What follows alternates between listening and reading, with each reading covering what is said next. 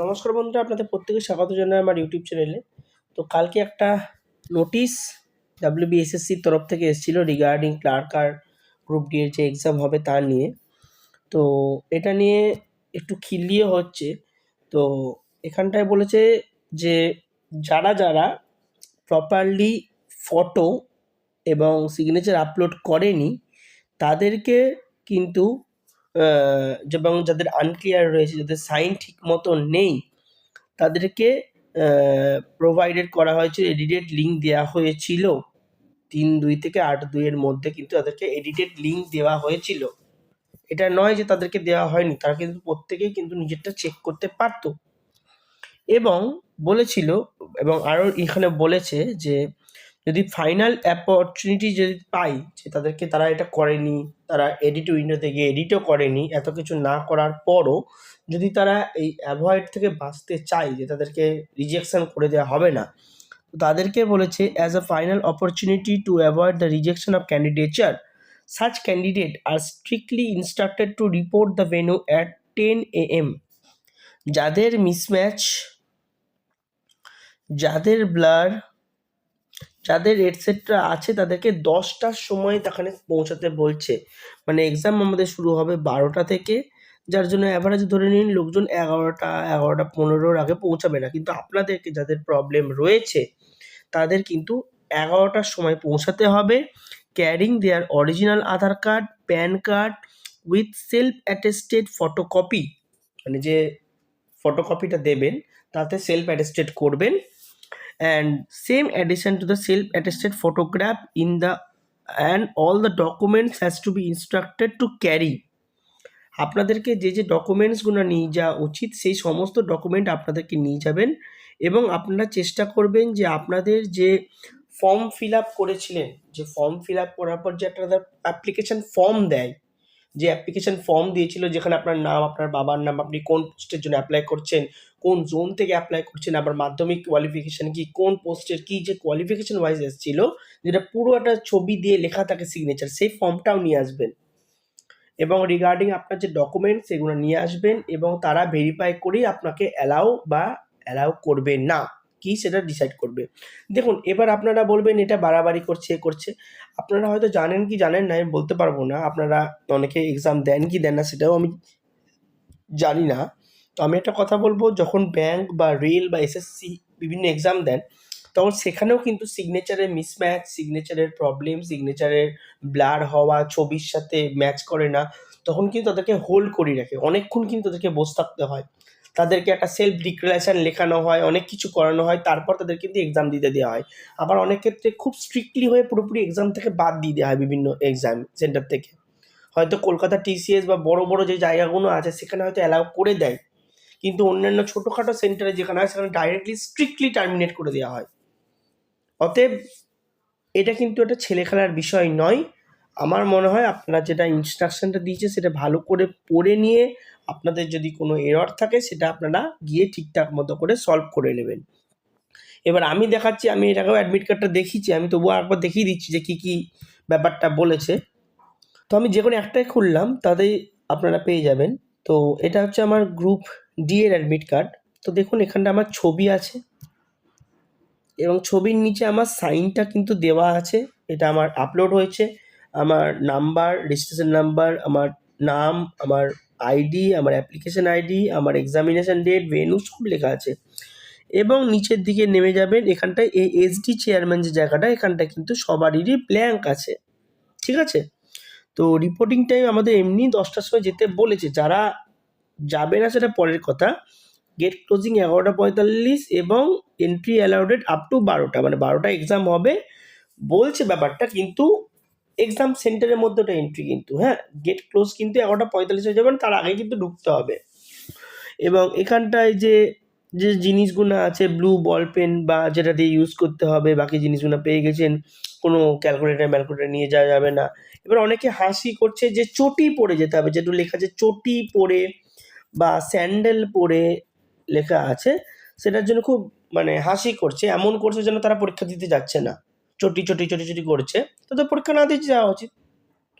সরকারকে ডিফেম আমিও করি, সরকার দিচ্ছে না আমিও মানি, কিন্তু যেটা দিচ্ছে মানে আমি নিব, পাতও করাবো, এদিকে আমি সরকারের নিন্দে করবো, এটা তো করার দরকার নেই। চাকরি ছেড়ে দে, কাজ ছেড়ে দে, পরীক্ষা দিতে যাবি না, দিচ্ছিস কেন? দিচ্ছিস কেন? আজকে আজকে পলিটিক্যাল কথাবার্তা বলছে, এইকে ভোট দেওয়া উচিত না, ওকে ভোট দেওয়া উচিত। আর ও তো সেটাই বলছে যে আমি এটা না করলে ওটা। যাই হোক, পলিটিক্যাল কোনো এখানে আমি কোনো আলোচনা করব না। তো আপনারা জানেন কি না বলতে পারবো না, রেলওয়ে হোক বা ব্যাংক হোক, সেখানে কিন্তু শু পরে অ্যালাউ করে না। ওখানে অনেক ছেলেপেলে এমন আছে পাতলা গেঞ্জি পরে এবং ট্র্যাক স্যুট পরে পরীক্ষা দিতে যায়। ইভেন আমার একবার হয়েছিল, এসবিআই ক্লার্কে আমাদের কাউকে ফুল হাতা শার্ট পরে অ্যালাউ করছিল না। আমার কাছে, আমি যেহেতু বাড়ির কাছে সেন্টার পড়েছিল, সে বছর আমি বাড়ি থেকে গেঞ্জি এনে পরীক্ষা দিয়েছিলাম। কিন্তু যাদের অ্যালাউ করেনি তারা পাতি স্যান্ডো গেঞ্জি পরে পরীক্ষা দিয়েছিল। এরকম করেছিল এসবিআই। এসবিআই করে। এক লাস্ট বার কবে একদিন একটা এক্সাম হলো, সেখানটায় সবাইকে জুতো খুলে দিচ্ছে, খালি পায়ে পরীক্ষা দিতে গেছে। আর যারা মোজা পড়েছে মোজা জুতো বাইরে খুলে গিয়ে খালি পায়ে পরীক্ষা দিতে গেছে, করেছে এরকম। বেল্ট অ্যালাউ করে না, কিছু অ্যালাউ করে না। এখানে তো বাবা বলে দিচ্ছে কিছু অ্যালাউ নেই, শুধু ঘড়িটা বলছে, ওখানে তো কিছুই অ্যালাউ করে না। মেয়েদের কানের দুল থেকে শুরু করে নাকের নথ থেকে শুরু সব কিছু অ্যালাউ করে না, বালা আংটি কিচ্ছু অ্যালাউ করে না। ইভেন বিপত্তারিণী ধাগাটাও কেটে দেওয়া হয়। ফালতু তো আর্গুমেন্ট করে তো লাভ নেই। এটা যেটা প্রোটোকল সেটা মানতে হবে। সেটা নিয়ে হাসি, সেটা নিয়ে কমেন্টে চটি চটি বলে যারা বলে বেড়াচ্ছে, যারা ভিডিও বানিয়ে চটি চটি চটি চটি করে বেড়াচ্ছে, তাদের দরকার নেই। একটা আলাদা জিনিসের আলাদা জিনিস, একটা প্রোটোকল প্রোটোকলের জিনিস। আজকে সেন্ট্রাল গভর্নমেন্ট যদি বলতো তখন তো খুব ভালো হতো, তাহলে পরীক্ষা দিয়েন না। আমার দরকার আছে, আমার চাকরি দরকার, আমি পরীক্ষা দিচ্ছি। অপরচুনিটি এসছে, পরীক্ষা দিচ্ছি। আগে থেকে বিভ্রান্ত কেন করছেন? পরীক্ষাটা দিয়ে নে, সরকারকে বলবে। সরকার করছে, আমি এগ্রি করছি, কিন্তু যেটা এসছে আমি সেটাকে তো ফেলে দিতে পারি না। এগুলো না বোকার মতো বুদ্ধি। ওরা যারা বলছে, যারা মিসলিড করছে, আর আপনারাও মিসলিড হয়ে যাচ্ছেন, এটা আমি বলবো বাজে ব্যাপার। আপনারা কটা পরীক্ষা দেন কিনা বলতে পারবো না, আমি কিন্তু প্রচুর পরীক্ষা দিয়েছি, প্রচুর ফেলিওর পেয়েছি বলছি, প্রচুর কিন্তু পরীক্ষা দিয়েছি। সেখানেও কিন্তু পরীক্ষা কিন্তু অ্যালাউ করে না, না বেল্ট না জুতো না কিছু অ্যালাউ করে। অতএব ফালতু আর্গুমেন্ট করে কিন্তু লাভ নেই। তাই এই জিনিসগুলো দেখিয়ে দিলাম। আপনাদের যাদের প্রবলেম হয়েছে তারা আপনারা টাইমলি যাবেন, অ্যাডমিট কার্ডটা নিয়ে যাবেন, আপনার সেলফ একটা ভোটার আইডি কার্ড বা প্যান কার্ড বা যেটা আপনাদের ডকুমেন্ট আছে সেটা নিয়ে যাবেন, ছবি নিয়ে যাবেন এক্সট্রা। অনেকে ছবি নিয়ে যায় না, লাগতে পারে না। আরে নিয়ে যেতে কী দোষ আপনার? ছবি নিয়ে যাবেন, পেন নিয়ে যাবেন, যেগুলো দিয়েছে সেগুলো নিয়ে যাবেন। চাকরি পাওয়া না পাওয়া পরের কথা, পরীক্ষাটা তো হচ্ছে। আজকে ফুড এসআইতে স্ক্যাম হয়ে গেছে, বেরোচ্ছে না, আপনি ওটাতে বলতে পারেন, কিন্তু ক্লার্কশিপ তো কন্টিনিউ চলছে, মিসলিনিয়াস তো কন্টিনিউ চলছে। ডিলে হচ্ছে আলাদা কথা, পরীক্ষার মধ্যে কোনো স্ক্যাম বা ওরকম হয়নি। ডাব্লিউবিপির তো পুরোপুরি জিনিসটা চলেছে, কলকাতা পুলিশের তো স্টার্টিংটা হয়ে গেছে, এরপর দৌড়ানোরা আছে। তো এগুলো কেন বলছেন? যেটা হয়ে গেছে সেটাকে নিয়ে আমার মতে বলা উচিত না। যেটা করছে না, যেটা হচ্ছে না, সেটা নিয়ে আপনারা বলুন। অবশ্যই আমরা ইউথ, আমরা আগামী দিনের ভবিষ্যৎ আমাদের ওপর ডিপেন্ড করছে, এবং আমরা এবং আপনারা যারা রয়েছেন তাদের ওপর অনেক কিছু ডিপেন্ড করছে। এটা সরকারও জানে, ১৩,০০০ টাকা দিয়ে ভাতা হয় না, সেটা সরকারও জানে। সরকারকে চালাতে গেলে সরকারকে বের করতেই হবে। কিন্তু ভোটের স্বার্থ, ভোটের জিনিস, আজকে বলুন না ১২,০০০ যে কনস্টেবল নিয়োগ হচ্ছে, সেটা সরকারের স্বার্থ নেই? আপনাদের কথা ভেবে সরকার করেছে, ভ্যাকান্সি বের করেছে আপনাদের কথা ভেবে না, সরকার নিজের কথা ভেবে বের করেছে।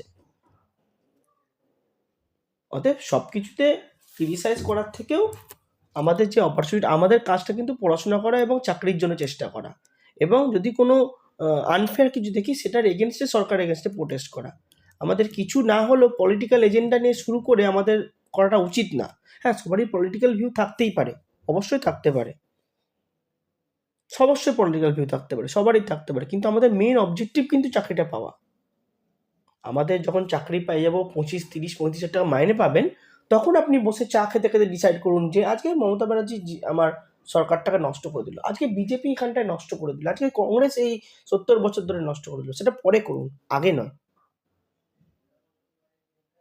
আগে নয়। তো এটাই আমার বক্তব্য ছিল। তো আপনারা দেখে নেবেন আপনাদের কি প্রবলেম আছে কি না আছে, এবং সেই বেসিসে আপনারা আগে পৌঁছানোর চেষ্টা করবেন। তো এটাই বলার ছিল ভিডিওটাতে। ভিডিওটি যদি পছন্দ হয়, ইনফরমেটিভ লাগে, তাহলে লাইক করবেন। যদি আমার মনে হয় আমি কোনো বায়াসনেস কথাবার্তা বলছি, তাহলে গালাগালি দিতে পারেন, আমার কোনো ব্যাপার নেই। এর আগে অনেক গালাগালি খেয়েছি। আর ভিডিওটি পছন্দ হলে লাইক করবেন। পরবর্তী ভিডিওতে আবার দেখা হচ্ছে। ধন্যবাদ।